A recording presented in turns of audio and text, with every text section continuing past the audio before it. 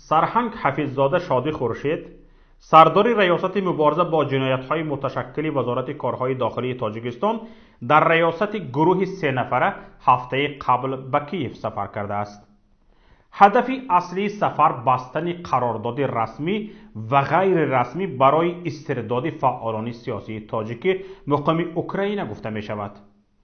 یک منبع از وزارت کارهای داخلی تاجیکستان به پیام گفت که قرار بود حفیظزاده مقامات اوکراین را به بستن سازشنامه درباره بازداشت و استرداد فعالان تاجیک با درخواست مقامات تاجیکستان راضی کناند و در صورت دست نیافتن به این کار راه‌های غیر رسمی آن را پیدا نماید.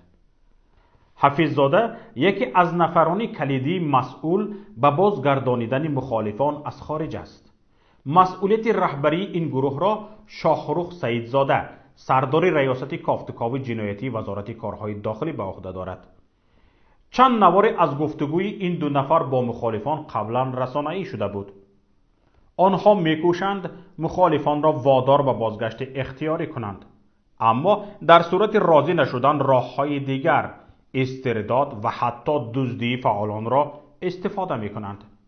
شادی حفیظزاده به کیف توسط مسکو رفته است.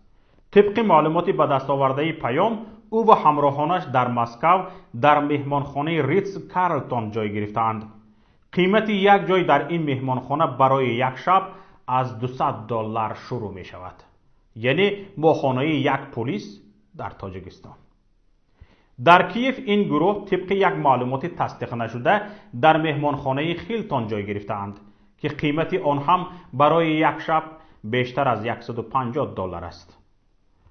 با مقام اوکراین حفیظزاده به چه نتیجه رسیده است هنوز معلوم نشده است. اما اوکراین عزم پیوستن به اتحادیه اروپا را دارد و میکوشد در رابطه به حقوق‌های انسان استانداردهای اروپایی را رعایت کند. قبلا به چند درخواست مقامات تاجیک درباره استرداد مخالفین پاسخی رد داده بود.